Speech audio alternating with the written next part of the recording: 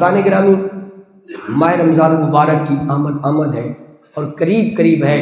اللہ رب العالمین ہمیں زندگی میں یہ گھڑیاں بار بار نصیب فرمائے اور یہ موقع قسمت والوں کو ملتے ہیں۔ خوش قسمتی یہ ہوتی ہے کہ اس مہینے کے اندر اللہ رب العالمین بندوں کے گناہوں کی بخشش فرماتا ہے۔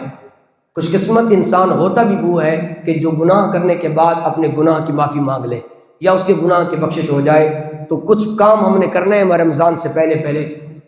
سب سے پہلا ہماری ذمہ داری ہے اور ہمیں سوچنا چاہیے، ماہ رمضان جب شروع ہوتا ہے تو بہت سارے جو پورا سال ٹی وی اور ڈراموں پر کام کرتے ہیں یا کرکٹ کھیلتے ہیں تو وہ ٹی وی پہ بیٹھ جاتے ہیں اور ہمیں مسائل سکھاتے ہیں، اور ہم بھی بڑے خوشی کے ساتھ ٹی وی کے سامنے بیٹھ کر جی فلاں ایکٹر فلاں ڈرامہ کرنے والا بیٹھ گیا ہے اور اس سے دین سیکھیں۔ علماء الحمدللہ ہمارے معاشرے کے اندر موجود ہے، ٹیلی ویژن کی ٹرانسمیشن پر علماء بھی آتے ہیں۔ تو پہلا کام آپ نے یہ کرنا ہے کہ اگر ٹی وی چلانا بھی ہے، پہلی بات تو یہ کہ ٹی وی کو ماہ رمضان کے مہینے کے اندر بند ہی کر دیں۔ اگر دیکھنا بھی ہے تو پھر ایسے علماء کا انتخاب کریں جہاں صحیح عالم دین اور باعمل اور سنت کے مطابق اور اس کا عمل بھی ہو اور قرآن و حدیث کے مطابق آپ کو دین سمجھانے والا ہو۔ حضور کا فرمان ہے کہ جس آدمی سے تم دین لے رہے ہو اس کو دیکھو بھی صحیح، کیا جس سے آپ دین لے رہے ہیں وہ دین دینے کا اہل بھی ہے کہ نہیں ہے۔ تو یہ بات غلط ہے کہ آپ ایک ایکٹر سے دین حاصل کر رہے ہو۔ تو ماہ رمضان کے اندر پہلا کام ہم نے سب نے یہ کرنا ہے کہ ٹی وی کو، پہلی بات تو ہے دیکھے نہیں، ماہ رمضان کے اندر کچھ نہیں ہوتا، ایک مہینہ بند ہو جائے۔ اگر دیکھنا بھی ہے، مسائل سیکھنے ہیں، ایک جدید ذریعہ ہے، آپ سیکھ سکتے ہیں، کوئی حرج نہیں ہے۔ تو آپ ایک نمبر خالص عالم کو سنیں، ڈرامے کرنے والوں، اور پھر جہاں عورتیں بیٹھی ہوتی ہیں، آپ جانتے ہیں جس طرح عورت کو بائی فیس سامنے بیٹھ کر دیکھنا گناہ ہے تو ٹی وی پر بھی اس کو دیکھنا تو گناہ ہے۔ تو عموماً اکثر پروگرام میں عورتیں بھی بیٹھی ہوتی ہیں، تو یہ ایک گناہ اور ہوتا ہے، اور وہ بھی روزے کی حالت میں۔ تو اس سے بہتر یہ ہے کہ آپ اس عالم دین کی سنیں جہاں کوئی عورت بھی نہ ہو اور جو صحیح عالم دین ہو، تاکہ ماہ رمضان کے اندر آپ کچھ حاصل کر سکیں۔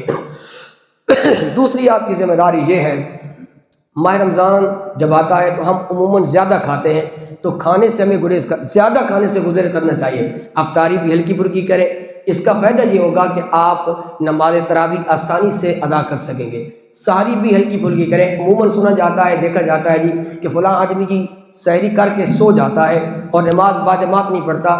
تو جماعت کے ساتھ نماز ویسے بھی واجب ہے، ماہ رمضان کے اندر تو نماز کا حجم اور بڑھ جاتا ہے۔ تو دوسرا کام آپ نے یہ کرنا ہے کہ سحری کے وقت تھوڑا کھائیں اور پھر باجماعت نماز ادا کریں، اور اس کا ایک فائدہ یہ ہوتا ہے قدم چل کے آپ کو ثواب بھی ملتے ہیں، جماعت کی فضیلت ہوتی ہے۔ اس کے بعد ہلکا چھوٹا سا درس بھی ہوتا ہے، اس میں آپ دین کی بھی ایک نہ ایک بات تو روزانہ کی سیکھ سکتے ہیں، تو اس کا ایک فائدہ یہ ہوتا ہے۔ تیسری ذمہ داری ہماری یہ ہے کہ ہم نے ماہ رمضان کے اندر قرآن پاک کی تلاوت کثرت سے کرنی ہے۔ 11 مہینے میرے خیال میں ہم بہت ہی کم قرآن کھولتے ہیں، اللہ ماشاء اللہ مسجد کے اندر کچھ لوگ ہوتے ہیں جو پورا ماہ رمضان کبھی کبھار تلاوت کرتے ہیں۔ تو ماہ رمضان کا ایک مہینہ آتا ہے تو کم از کم ہم نے ایک قرآن پاک تو لازمی اس کو مکمل پڑھنا ہے، اور بلکہ میں تو کہتا ہوں کہ اگر اسلاف کے طریقہ کو دیکھا جائے تو وہ ایک رات کو پڑھتے اور ایک دن کو قرآن پڑھتے اور پھر ایک نماز تراویح کے اندر پڑھا کرتے تھے۔ تو بہرحال اتنا میں آپ پر بوجھ نہیں دیتا، یہ آپ کو تیار کر رہا ہوں ماہ رمضان کے لیے، اور حضور کی یہ سنت اور حضور کا طریقہ مبارک ہے۔ تو کم از کم آپ نے نیت کر لینی ہے کہ ایک قرآن پاک ہم نے خود بھی اور بچے جتنے بھی ہیں سب پر آپ نے سختی کرنی ہے کہ بیٹا ماہ رمضان آ گیا ہے، ایک ایک قرآن پاک آپ نے کمپلیٹ کر کے وہ اپنے پاس رکھنا ہے۔ 27ویں کی رات، عید کی رات اپنے مرحومین کو اصالہ ثواب کر دیں۔ تو یہ تیسری آپ کی ذمہ داری ہے، ماہ رمضان کی تیاری ہے۔ پہلا کام کہ ٹی وی پر جید اور مستند عالم دین کی سنیں، عورتوں کے پروگرام سے بچیں۔ دوسرا سحری کم کریں، افطاری بھی کم کریں، اور تیسرا قرآن پاک کی تلاوت، بلکہ میں کہتا ہوں آپ پورا سال روٹین بنا لیں، ہر روز ایک پاؤ بھی پڑھے نا، تو پھر جب کسی کا والد فوت ہو جاتا ہے، کسی کی والدہ فوت ہو جاتی ہے، تو آپ کو منزل اکٹھی بھی نہیں کرنی پڑے گی۔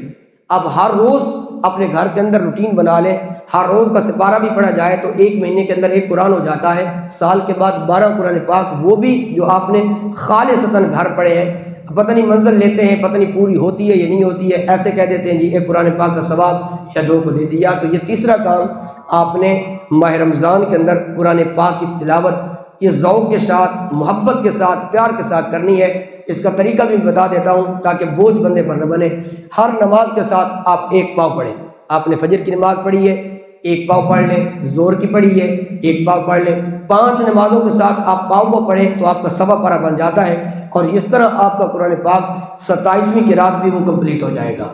چوتھا عمل آپ نے یہ کرنا ہے، عموماً ماہ رمضان کے اندر پھر جب شاپنگ بھی کرنی ہوتی ہے تو اس کے لیے بھی ہمیں کوشش کرنی چاہیے کہ جتنے کام مصروفیت والے ہیں وہ پہلے کر لیں۔ حضور علیہ الصلوۃ والسلام حدیثوں میں آتا ہے جب ماہ رمضان آتا اپنے سارے کام، اور صحابہ کو پیغام دیتے اپنے جتنے کام ہیں روزوں سے پہلے کر لو، کپڑے سلائی کرانے ہیں پہلے، جوتے پہلے، بچوں کے سب کے، تاکہ آپ کا ایک ایک لمحہ وہ ماہ رمضان کے اندر اللہ رب العالمین کی یاد میں گزرے۔ اور جو آخری بات ہے وہ آپ سے میں نے کرنی ہے کہ نماز تراویح اس کو پڑھا کریں۔ یہ بہت ہی کیا ہے اجر والا کام ہے۔ 8 بھی کوئی تراویح نہیں ہے، اگر آپ 8 پڑھتے ہیں چلے جاتے ہیں جو نوافل ہیں، اس کو آپ تراویح نہیں کہہ سکتے کہ میں نے 8 تراویح پڑھ لی ہیں، یہ تو 8 نفل ہو گئے۔ تراویح جو ہے وہ 20 رکعات ہے، تو تراویح کا ماحول بھی بنائیں۔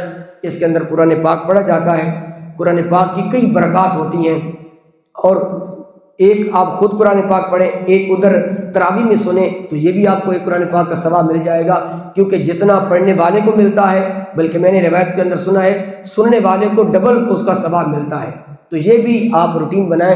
ابتدا میں مشکل ہوتا ہے، پاؤں تھک جاتے ہیں، ذرا ان سے پوچھیں جنہوں نے بدر کے میدان کے اندر روزہ رکھ کر جہاد کیا ہے، تو قرآن پاک پڑھنا سننا تو کچھ بھی نہیں ہے، پڑھنا تو ہم نے ہے، ساری ذمہ داریاں تو ہم پر ہے، رکوع کا بھی ہم نے خیال رکھنا ہے، سجدے کا بھی خیال رکھنا ہے، رکعتوں کا بھی خیال رکھنا ہے، متشابہ آپ نے تو پیچھے سننا ہے۔